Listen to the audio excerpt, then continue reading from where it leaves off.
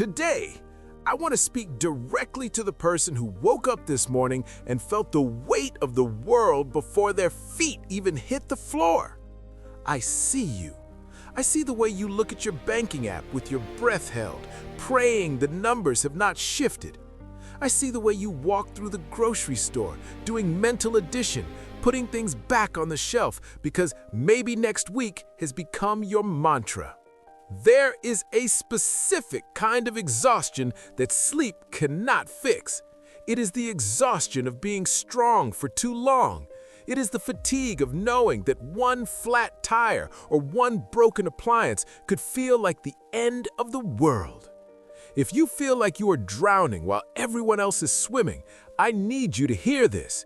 Your struggle is real, but your bank account is not your worth. There is a specific kind of silence that only exists in a house where the money has run out. It is not a peaceful silence. It is a loud, ringing quiet. It is the sound of a phone you are afraid to answer. It is the sound of an envelope sliding under the door that you do not want to open. I know that for many of you, your everyday is not a life. It is a tactical maneuver. You are not living. You are navigating a minefield. You wake up and the first thing you do is not breathe, it is calculate. You calculate the gas in the tank. You calculate the price of the bread. You calculate how many days are left until Friday and how many ways you can stretch $20 into $50. They call it paycheck to paycheck, but let us call it what it really is: total war. The world looks at you and sees a statistic. They see a credit score. They see low income. But they do not see the staggering amount of intelligence it takes to survive on nothing. They do not see the high-level logistics you perform every single day just to keep the lights on. Society tells you that if you are struggling, you have failed. I am here to tell you that if you are struggling and you are still here, you are a master of endurance. You have a grit that cannot be taught in a business school. You are carrying a weight that would break most people. You are walking through the dark, feeling for the walls, trying to find the exit. And every time you choose to get out of bed, despite the math, despite the bills, despite the crushing weight of not enough, you are performing an act of defiance. You are telling the world, you can take my balance, but you cannot take my breath. I want you to listen to me very carefully. You are not your debt.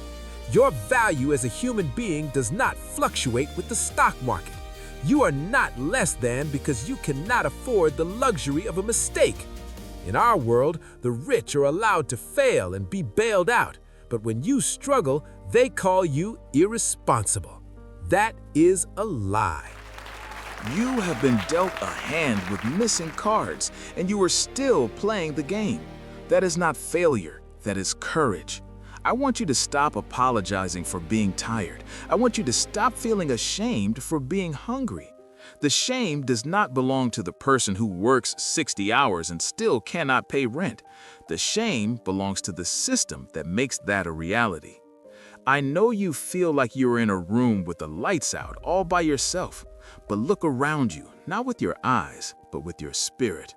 You are standing shoulder to shoulder with a silent, invisible army. There are millions of us. There are millions of fathers, mothers, students, and workers standing in this exact same storm right now. They are doing the best they can with the crumbs they have been given. They're fighting the same ghosts, the same bills, and that same hollow feeling in the pit of their stomach. You are part of a brotherhood and sisterhood of survivors. If they are still breathing, you can still breathe.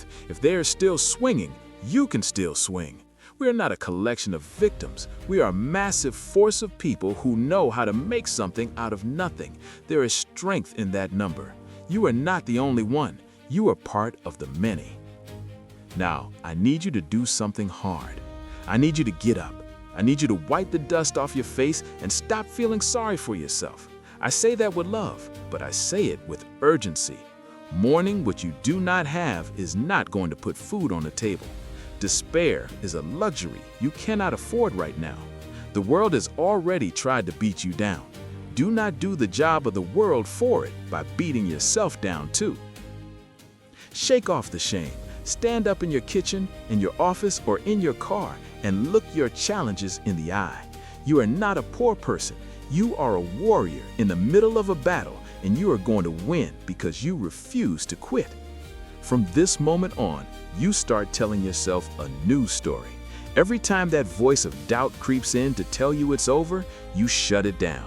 You start telling yourself every single morning, everything is going to work out. You say it when you're tired, you say it when the bank calls, you say it until you believe it, and then you say it until it becomes the truth. Everything will work out at the end, and if it hasn't worked out yet, then it's not the end. Now, get to work. The breakthrough is waiting for the person who refuses to sit down.